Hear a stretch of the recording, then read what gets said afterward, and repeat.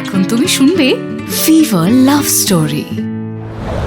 এত বছর পর তোমাকে দেখে মনে হচ্ছে সময়টা থেমে গেছে।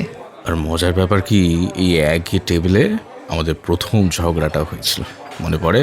আর প্রথম মিলটাও তখন মনে হতো ভালোবাসা মানে এই ঝগড়া, শুধুই ঝগড়া। কিন্তু আমরা শিখেছি একটা জিনিস, শুধু ভালোবাসা সবসময় যথেষ্ট নয়, তাই তো? হয়তো।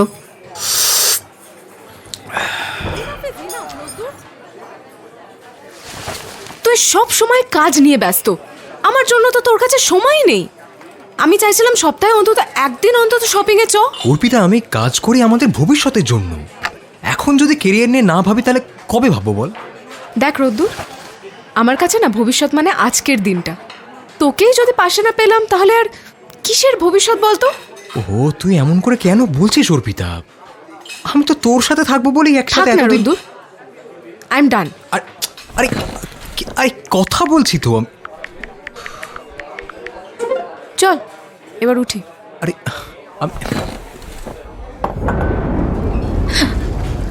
এই মনে আছে এমন বৃষ্টির দিনে তুমি আমাকে টেনে নিয়ে গেছিলে ভিজতে?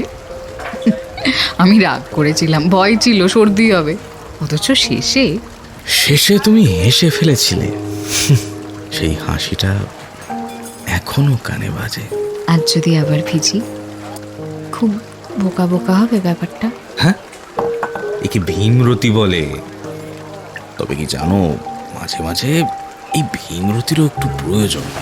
তাহলে চলো চলো চলো চলো।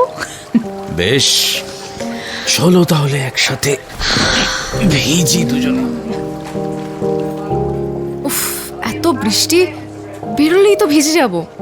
চল না, শেষবারের মতো ভিজি। চল না অর্পিতা, ওদিকে দেখ, ওদের মতো করে ভিজবো। চল।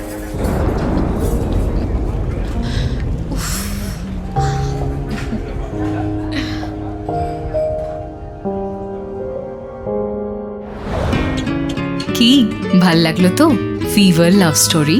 আর তুমিও পাঠাতে পারো তোমার লাভ স্টোরি। কোথায়? আমাদের অফিসিয়াল ইমেল আইডিতে fever104fm kolkata@gmail.com, কিন্তু 200 শব্দের মধ্যে পাঠিয়ে ফেলো তোমার প্রেমের গল্প।